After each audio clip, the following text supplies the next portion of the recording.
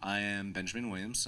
I'm one of the co-founders of several things, but for this panel, one of the organizations in Seattle called Queer Geek, which is an organization that we started to build queer geek community, and we'll talk about why is that. But first, who are you? I'm Charlie Logan. I'm also a co-founder, I guess that's the correct term for Queer Geek, and basically it's sort of it's an umbrella corporation, really. The people who comprise Queer Geek are people who have spent time and energy to basically promote different types of queer gatherings, get-togethers, social events, either parties or game nights and things like that. And we decided to create a unified front, really, so that we could have a focal point that would allow us to become more visible, so that more and more people would know that these types of events are going on, so they could get out of their basements and meet and greet and compete. So a quick question, how many of you are from what you would consider small towns? Okay. How many of you are from places you consider big cities? Okay.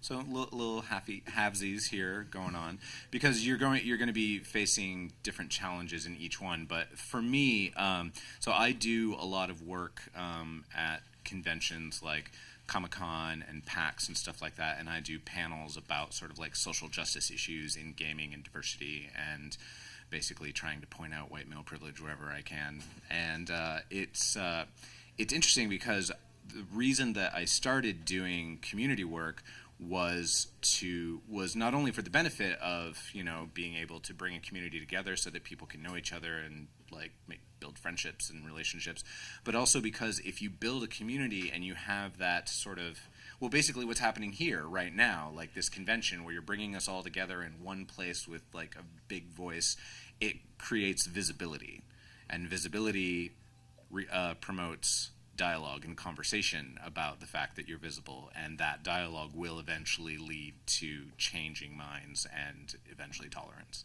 So that was sort of like my, like social justice-y reason for like doing this. But there is the added benefit of, like I said, you meet all kinds of people, because how many of you, well, okay, don't raise your hand on this because I'm not asking you to incriminate yourself, but like, how many of you have had that experience where you like meet someone on and you go to their house and you and then afterwards you're like, oh shit, you've got Frank Herbert's Dune series on your bookshelf. You're a nerd. I had no idea. Let's talk about things. Oh no, you want me to leave? Okay, never mind.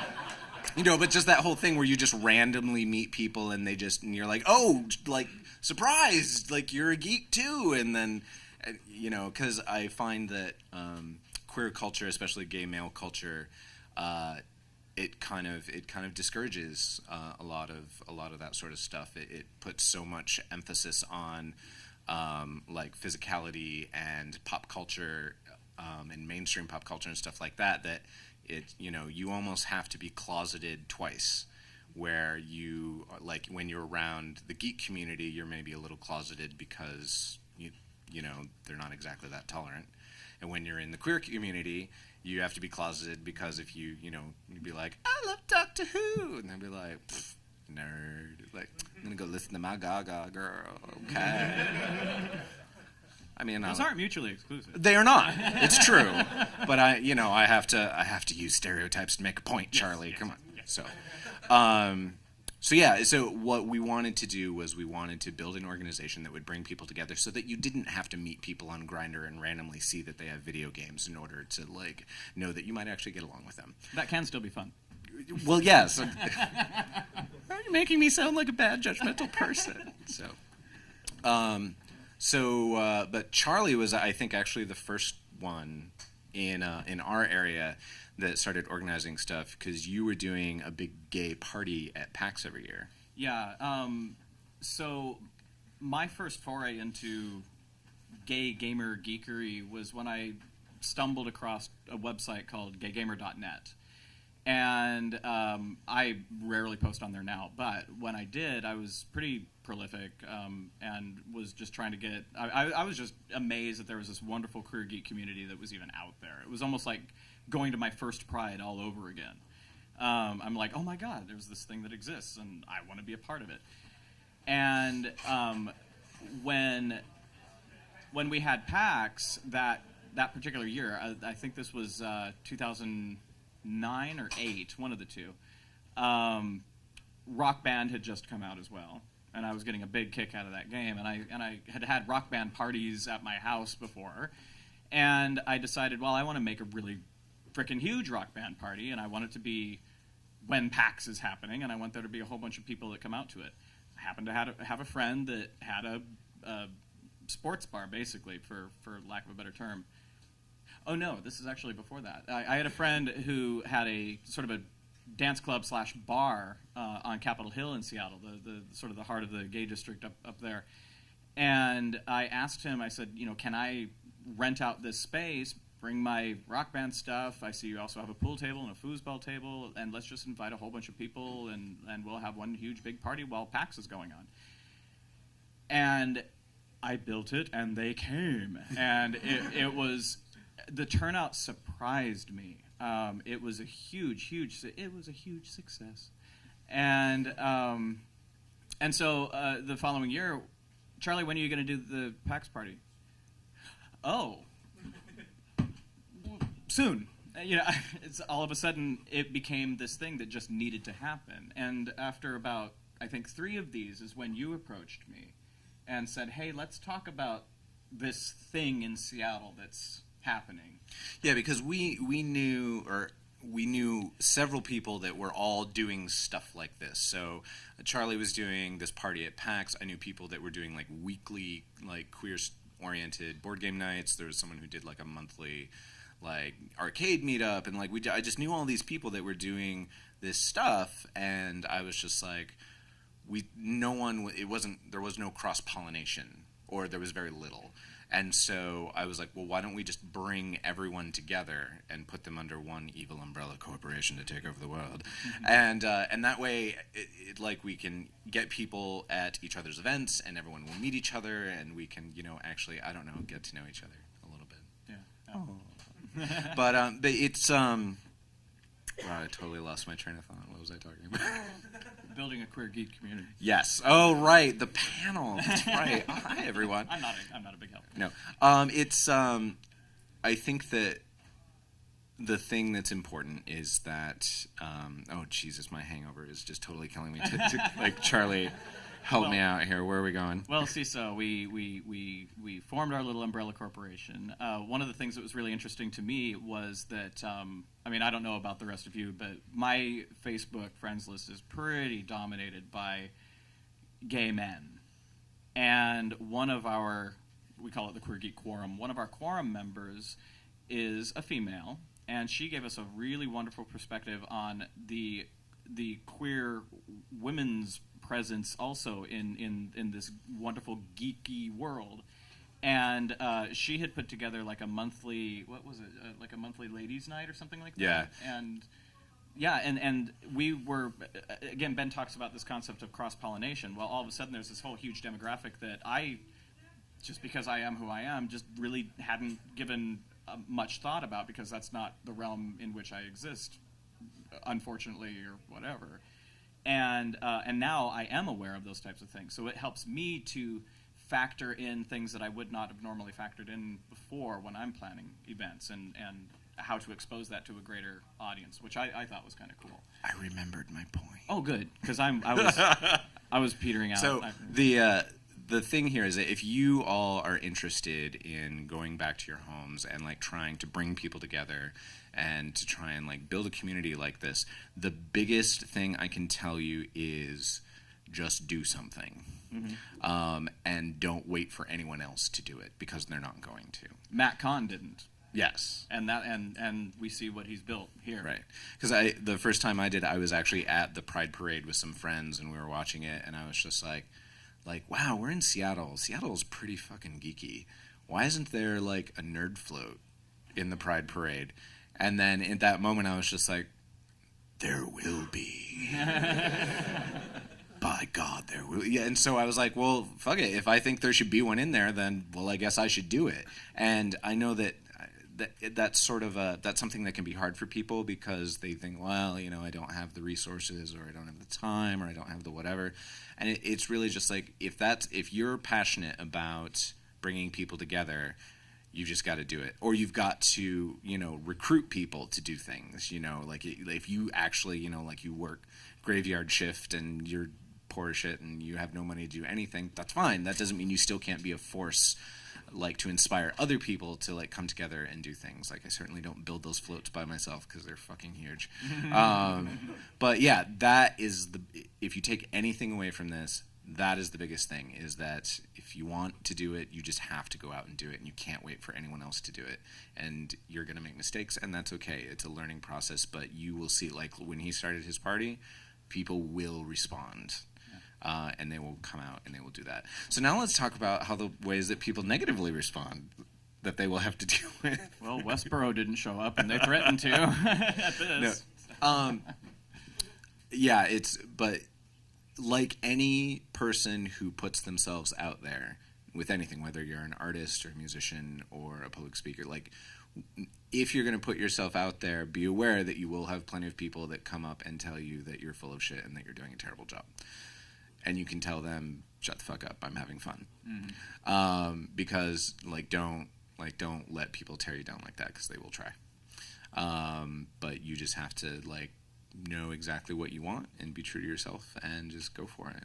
Well, so, one of the things that we want to promote is that continuing this idea of building these queer spaces in your own areas is use the Queer Geek name. Let's become this nice, wonderful, broad network of support or ideas, a resource of information and things like that. Like, well, I don't know if a gay bar is going to host it, and maybe we know somebody who knows somebody who knows somebody. I mean, who knows?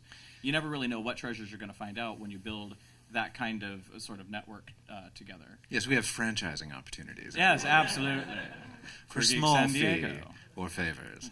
No, and another thing that I'm really happy that I do see, well, in this community it's always hard. I see what I presume to be women-identified people in the room. And that is going to be, I think, the biggest thing is that always remember that while you're going out and you're reaching out to communities, don't assume that you are the community. That, geek culture in general is dominated heavily by the straight white male, perspective. And just because you're gay doesn't mean that you're not still excluding people when you try and bring queer people together. Yeah. So, you need to reach out to women, you need to reach out to the trans community, you need to reach out to people of color, and you can't just invite them and then go, well, they didn't show up. Because, with our friend Ashley, she was like, well, the reason that women aren't showing up to your events is because they just assume it's going to be a big sausage festival, and then they make, it's not fantasy, wow. Self-fulfilling prophecy. It's my fantasy to have a sausage festival, but not for the lesbians so much, actually. It was gone wild. God, why did I drink so much whiskey last night? Because science. Because of science. We were testing. Oh God, were we testing? And so she created this event that was women only, to create a women only space to get them used to the idea of coming out and doing a geeky queer event with other people who are queer identified. And then once we got them used to doing that, and it's and now cats, and I'm not saying cats because they're women. No, please. But cats that you have to, or no, goldfish. Okay, we're gonna do goldfish. When you put the goldfish in the bag, you get them used to being in the tank, and then you let them out. Oh, look, you can mingle, and you don't hate each other. What do you know? Nice save. Yeah. I think it's time for questions from the audience. No, I'm just being dramatic. I'm not actually that hungover. I'm just covering for my stumbling words. Well, one of the things that just occurred to me when you were talking about this that I think might be interesting is that you and I we would probably identify ourselves as extroverts. We don't have that many qualms about just going into the community and saying, hey, and doing that kind of activity. Introverts, however, one of the best successes that I take home with me about forming this PAX party thing is that if I get one story of somebody who just doesn't normally step out of their man cave or lady cave or whatever and mingle, except perhaps anonymously on some comment section on some website or whatever, if I can get two people who wouldn't have normally had a social interaction to talk and to maybe even form a friendship, maybe even swap gamer tags or anything like that, that's the success. That's my currency that I take away from these types of events. Having said that, if you do consider yourself somebody that, oh no, I can't create, what are they talking about, creating these things? If it doesn't exist, I gotta create it. Get yourself that network of friends that like Ben was talking about, where you might know an extrovert who might think that that's a really great idea and really, really, really want to work with you. You can use your own strengths, the seed that you have in your head about this thing that you want to occur. Use your friends wisely and build something with their help or something like that. It's really easy to, I mean, if you make it, they will come. I mean, it really, that's been my experience.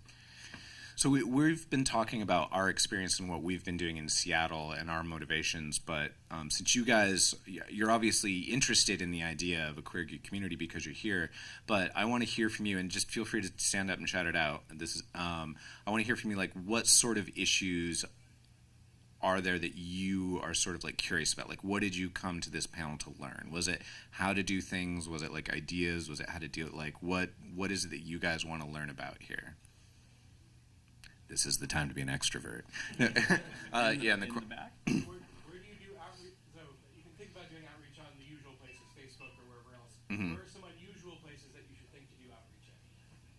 Well, so you mentioned Facebook, and that is, a usual suspect, but one of the ways that we've made Facebook most effective for us, well, one, like I said, when we gave ourselves this name, and we said this is now an organization, you make a like page for that, it's a central repository of information, but then we also created our own sort of like private group in Facebook that is just for the people who identify as part of our group, and that's where we post all updates about things. So it's not about like you have to message people every time. So there are ways to use social media that aren't just, like make a page, post stuff. Like you have to, because it's all about building community, it's not about just putting information out there. You actually have to cultivate it. So like you build a group, you bring them, you yourself or some people are sort of like constantly trying to find interesting things to put there or to promote dialogue there or to whatever. And then while you're doing that, you also try and make sure it doesn't turn into like naked selfie forum, because that happens. Yeah, you kind of have to police it a little bit. Not police it, but just encourage the type of environment that's more about community than naked selfie photos. Yeah. Oh wow, you didn't laugh. Maybe you want naked selfie photos. There's not. Yeah. That kind of rock band party. But as far as like unusual places, honestly, I think I think Ellen is actually a great example. I was gonna get there. Yeah. So you guys know this. You might know her name's Ellen McLean, voice of GLaDOS. Okay. Charlie just happened to know her, and we asked her to do basically a commercial for a party that we were having one time. Yeah, my last year's party that I did. Yeah. And like parties previous to that got like what, maybe like 50 attendees, 70 at most. 70 to 100. 70 to 100 like that. Last year I think we had like 300. Yeah. Instead. So what I was going to say, the very first place that I advertised was on the gaygamer.net forums, and that was the venue that I was trying to stir up attention on this party. And then the following year was a mix of that and Facebook, and then there was also a meetup.com group that we have that I think we inherited from somebody or something like that. Like it's a subscription-based thing, so somebody was footing the bill and they finally handed it over to us. And we used that as well. And those were basically the three main areas in which we advertised. The venue itself also helped out because they realized from, past performance can indicate future returns. I am going to be bringing you 100 to 150 paying customers for your drinks and your food. Would you like to help me out? And they then promote on their various, things. And then the most unusual was the Ellen video. Yeah, I think the moral of the story is don't be afraid to ask. Like, because you will be surprised what people will do for you if you just ask them to. Yeah. And it's... Yeah. I think my best example of that was for the float that I do. Like, building floats is damn expensive, and I am not at all wealthy. So I just went to local geeky businesses and was like, hey, will you like kick in $200 and I'll let you, like advertise somewhere or, whatever, just figure out something creative that's good for them. And there were a fair number of people that responded and they were good with that. And then through some bizarre circumstance, I happened to have Robert Koo's email address, and if you don't know who Robert Koo is, he's basically the guy that makes packs. And I just emailed him and was like, hey, I'm doing this like float. I'm in your city. I'm not asking you for money, but I'm just wondering if you'd like to just come march with us as a show of support. And he emailed me back within like 5 minutes and was like, not only will we march with you, but I'd like to give you money. And I was like, oh, okay, well, I'm asking people for $200. He said, great, how about $500? And I was like, okay, sure. Did I mention you're cute? No. He is. Yeah, sorry, I have a crush on Robert Koo. Don't tell him. Wait, turn the video camera off. Turn it off. So it's like, it's stuff like that where sometimes you're not even fully asking, but like you just ask. Like ask people to join you. Ask your friends to come and do things. Ask your friends to chip in. Like just ask and people will do things for you. So like asking Ellen, asking for sponsors, asking for support, like you can't be shy. And then when I say you can't be shy, it's not like I'm saying that you have to be like some like douchey business person about it. We're like, I will gladly pay you Tuesday if you build this float for me today. It's like you don't have to be smarmy. You just have to know that what you're doing is cool and important, and it's so cool and important that anyone you ask should be happy to do it if they have the time and ability. Yeah. So if you sort of approach it with that perspective, you can ask anyone for anything, and if they say no, then it's like, that's cool. I'll just ask more people until I get what I want. And I think one of the things that's really attractive about making events like that and stuff is that you're doing it not for any form of self-gratification or anything like that. You're doing it because you want to build a community. And I think people can kind of sense your objective or your intentions if it's more about the me aspect rather than the we aspect.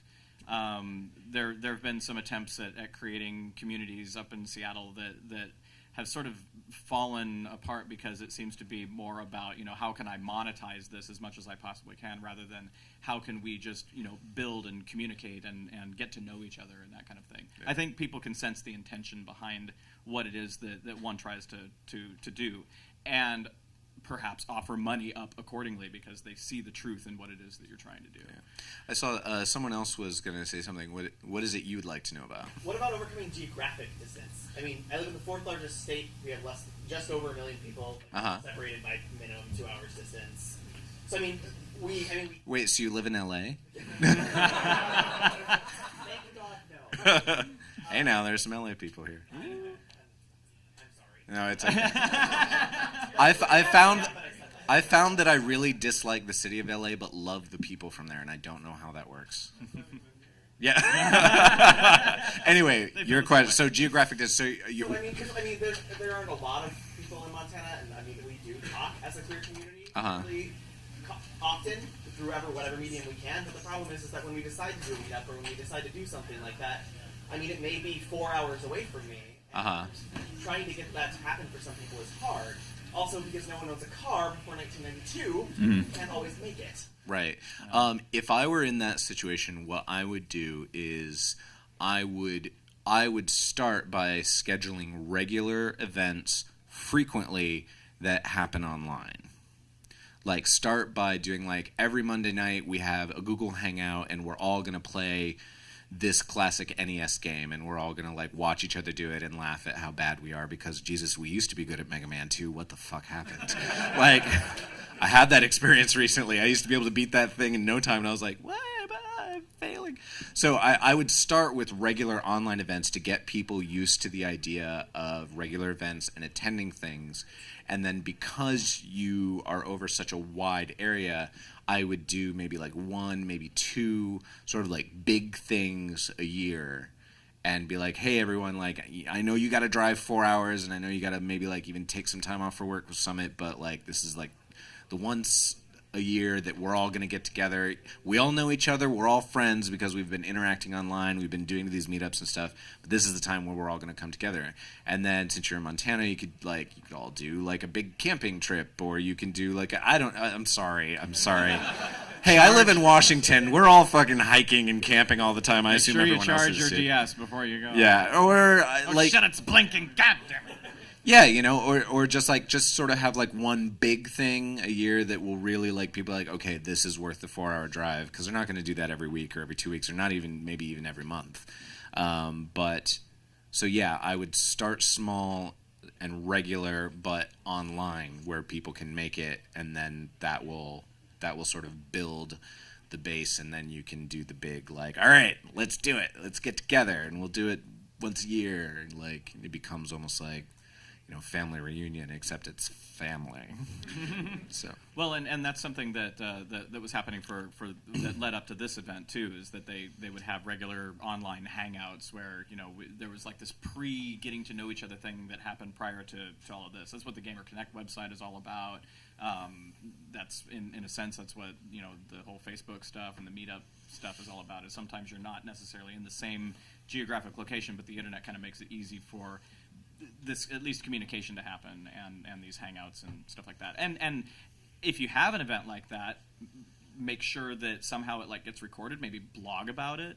Maybe talk about how much of a success it was, or what some of the pain points were, what you can work on, make it a better one next time, that kind of thing. And more people will read about it. More and more people will attend, and maybe even front up some cash for the big annual one or something, where everybody meets in the central point and converges. Or do like a little Indiegogo for it, or like just say, hey, everyone, like we're doing this thing, we're running this place. There's a $10 charge to get in, but that's just so that we can all get together or something. But actually, something that just occurred to me as you were talking about that. One thing I will warn you about is if you do start doing this sort of like community organizing, and this is true no matter where you're doing it, because my day job is actually in academia at the University of Washington, and I do event planning for them, and like sort of like public relations and community like engagement stuff. It's a thankless job. There will be times when you're doing this, you're gonna be like, why the hell am I doing this? No one is appreciating me. Like, no one seems to care that I'm doing it. But I guarantee you, as soon as you stop, they all come running out of the woodwork, be like, why are we having the party? I had so much fun. And I'm not denigrating them. But I guess what I'm telling you is, just think about your motivations for wanting to do stuff like this, and make sure that your heart is in the right place to protect your heart and your feelings. Because if you're going to pour your heart and soul into this, you have to make sure that you're doing it because it's what you want and because of what you think is right. Because if you're doing it because you're waiting for accolades from everyone else, let me tell you, you're going to be damn disappointed. And it's not because they're ungrateful, but it's just because, like, I don't know. Why do you think it is that people are like that sometimes? Well, I guess just people get used to the fact that there's this regularly occurring thing, and when it doesn't happen, you could potentially be not necessarily attacked, but like, well, what's wrong with you? Why aren't you doing this? I mean, one of the things that's been a little bit of a struggle for me for the PAX party is when I first heard, so when's the next one?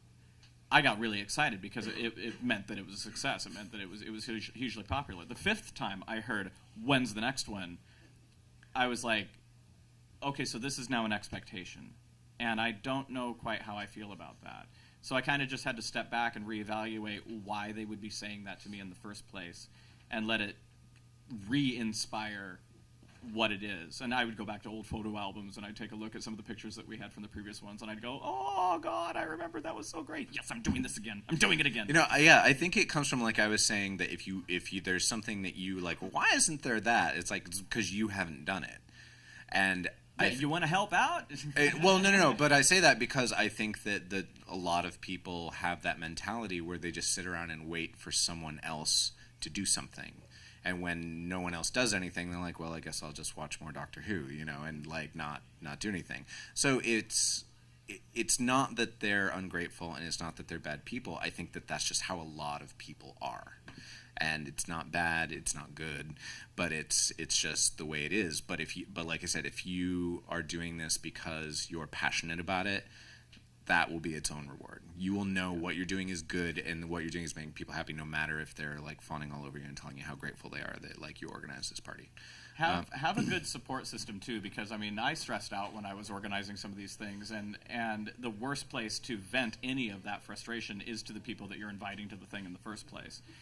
So you don't want people to know how much of the expense you've eaten with your own money. You don't let anybody know any of that kind of stuff. But do surround yourself with people that you can go, oh God, I'm so wrecked, and let them help and carry you through it. But don't let it's like good parenting. You don't let the children know that mommy just lost her job.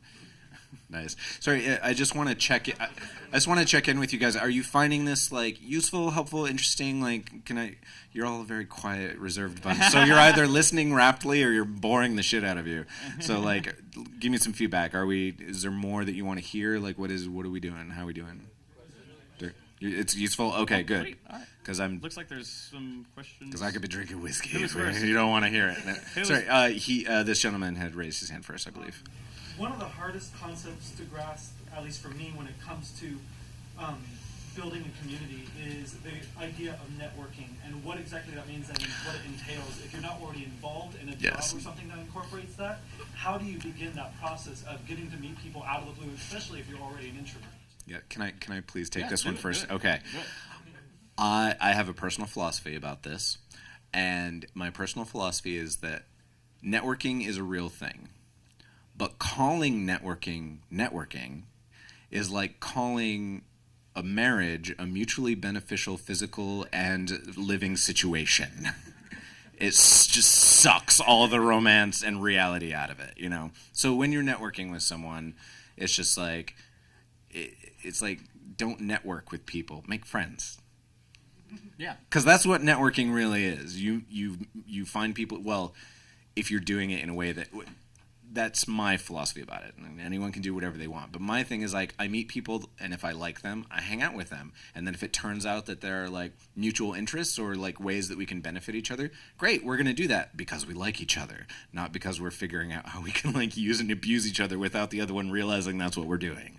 And so when you're talking about networking and introversion, stuff like that, I think that's honestly the answer, because people who think about networking as like, oh God, I have to network, I have to like figure out how to be nice so that they like me, so that they'll do things for me, and it's just like, no, fuck it, don't do that, because people smell that. People smell the disingenuousness of that, and if they also are networking that way, they may not care, and they'll be like, yeah, sure, we'll figure out how we can use and abuse each other. But if you're worried about how to do that, the easiest way is like, just think about, is this someone that I want to be friends with?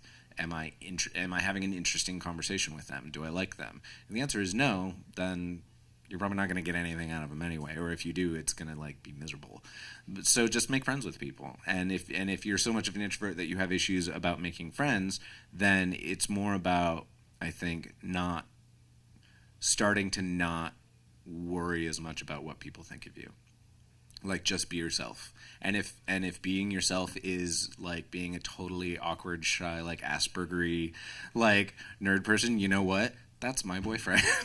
Like, and he is fucking adorable and sweet, and it's cute, and it's annoying as fuck sometimes, but he's goddamn adorable and really sweet.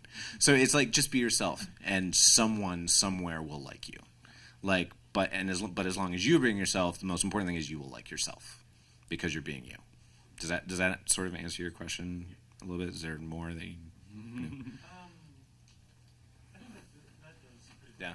Okay. I saw a gentleman in the red. Do you have any suggestions for overcoming access barriers?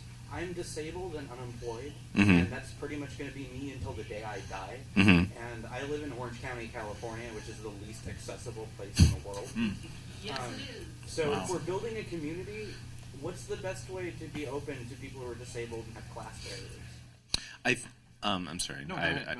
I think that the best way is, like I was talking about with reaching out to women and people of color and the trans community, is it's a matter of, one, already being aware of the fact that those people are being left out, which, since that is your experience, obviously you're aware of it.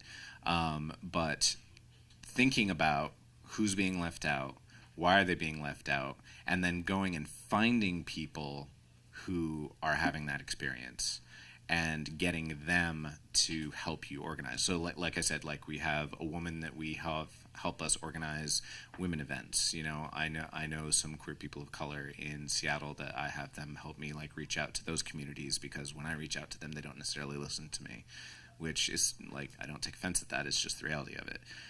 So I would say whenever you're trying to include anyone, try and find a representative of that community that you can work with, or someone who's just in that community, and then have them be your voice, because they'll listen to them because they're already part of that community. And then once you sort of, you know, get them used to like having those conversations, then they'll come in. As far as like actual, are you talking about actual like physical like barriers to access, or are you just talking about like like people not feeling like they're welcome? No, like systemic problems, like getting around or having a venue when you have like 3/4 of the people can't afford to pitch in $10 because they don't have $10. It's, you know, eat or go to, you know, the event.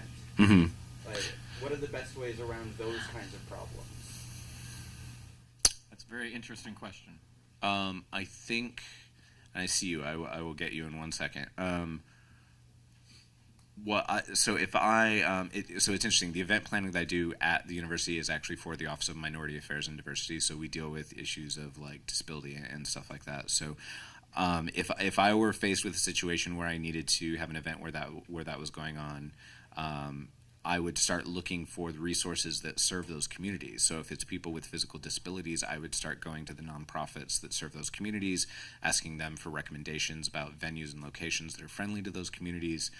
If it's about like race or gender issues, like there is a nonprofit or a community organization for every minority or every group that's out there. Find those people, find those resources, and just ask them questions, ask them advice. And then as far as like people who can't afford stuff, then just look for places that are like in places where it's really easy to get to by public transportation. I know if it's LA, whatever, but it's you know, it's just a matter of put yourself in their shoes and think about like, well, if I were in that situation, what would get me to go and how would I do it? I think does that answer your question? Okay. Well, and just by you asking that question, you've now just made me aware that there is a group of people that I really need to take into consideration as well in my future planning. And so the first action item I've got from that is to make sure that in the description of the party that I make sure that it's stated this is wheelchair accessible. This can cater to whatever the needs are for any sort of because otherwise people assume like, oh well, they didn't think of me because they didn't say anything. Yeah, and I think that no, I don't. Never mind. I lost my train of thought again. In the back, what did you want to ask? I just wanted to add, earlier there was a panel at Twitch. They were talking about there's actually a disabled gamers channel they have on there. So it's like an online networking. Yeah. Actually, thank you. You actually made me remember my point, which is that's also a very interesting topic in game design right now, is that, you know, everyone designs for controllers and touchpads, and it's just like, well, what if you're blind? What if you, or also like, what if you have a hearing disability and you can't hear? What if you're an amputee? Like, how do you control a game then? You know, what if you're, like, there are all these things that there are assumptions that people make about gaming even, where it's just like they make games for people, and there's a huge swath of people that are just left out by that if you sort of just took a little bit of time and thought about their ability to interact with your media, that you could create a media that not only they could interact with, but everyone else can interact with as well. And it'd also probably be new and novel, and everyone would say, "You're a genius!" And be like, "No, actually, I was just doing it for that amputee vet over there. That's actually why I was doing it. So thanks for telling me I'm a genius." Okay, so yes, your question, sorry. No, I apologize. I did not actually use a pronoun, so I would not presume. But what was your question? Well, actually, as you were saying, I'm also a disabled person in Orange County, so, yeah. But yeah, furthermore on that point, it's just, how do you deal with the networking between groups? I mean, a lot of times in the trans community, we oftentimes make the joke that it's really just G and sometimes L. Yeah. So like with the women, it's really just a matter of, I mean, it's kind of like what I said before, where it's like, find someone in that community that is your ally, and then get them to speak on your behalf. And also just to do things. Well, I'm sorry. Let me rephrase this. So I guess I'm assuming this from my perspective, but what I'm guessing you're actually asking is from the trans community, how do you break into like the like gay gamer community and tell them, hey, pay attention to me? Yeah. Okay. I have some ideas about that, but I've been talking a hell of a lot, Charlie. Is that okay? Do you have anything to add to this? Well, one of the things that Ben organizes every year, in addition to the float building, or at least for the last couple of years at the very least, is a sort of a post-Pride party called Healing Potion, and where we can kind of just kick it and relax and have some food and stuff like that. And at both of the healing potions that I've been to, I got introduced to a couple of trans people, a couple of wonderful trans geeks that, one of them actually inspired this crazy project that I'm doing right now. She had built a Dalek from Doctor Who entirely out of foam core and paper mache, full size. And it's remote controlled too, right? And no, she was just pushing it along. Oh, okay. I mean, it was so light that she could just push it along. I think the whole thing must have weighed probably 30 pounds. And if I hadn't... I don't know how she even found out about Healing Potion. I'm not sure what channel it was that brought her into this fold. But I'm so glad that she was there, because I wouldn't be making my own Dalek if it wasn't for her. So I guess the way to answer your question is... Go to the events. Don't be afraid to go. Like, if there is a gathering of queer geeks and you're like, it's all going to be like cisgendered, like white gay men, fuck it, go and be like, I'm here and I am who I am and I am part of this community. And if you treat me like crap, I'm going to call you on it, which I know takes a lot of courage and energy. But it's but when people start doing that, or like, and bring friends with you and just be like, no, like we're here and we're a part of this community too, and find people in that community that you want to be friends with, and then you'll just be there and you'll be a part of it. So it's just a matter of, I mean, trans people have so much like courage already, that it's just, if you can dig up that little extra courage to just put yourself out there and to just be you and force people to see you, like, they will accept you. I noticed that she was just terribly introverted, and even at the Healing Potion party, I noticed that she was sort of just standing on her own, just kind of by herself with her drink in her hand. And I came over and introduced myself and noticed that she has this wonderful, brilliant British accent, and I just wanted to hear her talk for the rest of the night. And we were talking about Doctor Who and just geeking out, and so I made a wonderful new friend who takes a little while to get back on my text messages to her, but I think she's just working up the courage to type. But when she does, I try to have a really nice conversation with her. Does that answer your question? Yeah. Okay. Good. You, sir. I'm glad that the person spoke before, because that does bring up a very interesting question for me. Is how do you encourage? Because I remember what you said was about it's just GNL. And I totally get that, because sometimes when you go to an event, as a person of color, as a trans person or whatever, sort of the white gay guys kind of only talk to each other. They don't talk to you. So how do you encourage... You walk right up the fuck in the middle of them and you say, hi. What's your gamer tag? I'm sorry, I didn't mean to interrupt you. Please continue. But I mean, but as an organizer, how do you encourage interaction? How would you encourage... Try and find, I would say, try and find things that appeal to both. Try and find a common thread in there. Or it's one of those things, like, if you look around this convention, this convention was organized by, like, gay men, lesbians, like, genderqueer people, like, trans folk, like... There are a lot of people involved in this convention, and a lot are represented. It's mostly men here. There are a bunch of wonderful women, and there is a strong contingent of the trans community, but it's mostly men. And I think that it's one of those things where if you just recognize that, like, that's not necessarily, like, that's sort of just like geek culture. It's not necessarily just queer geek culture that you're fighting. So just recognize that that's a big battle, and it's not your responsibility to solve it.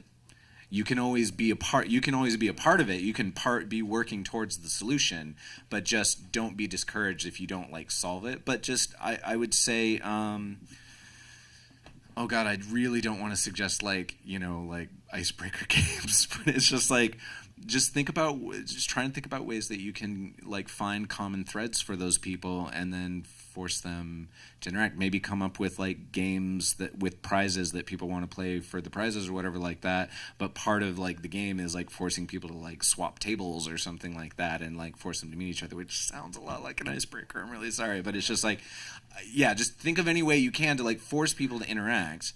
But also recognize that if it doesn't go well, that's not your fault, and it doesn't make the people there terrible people. It's a larger cultural force that you're fighting. Yes, sir.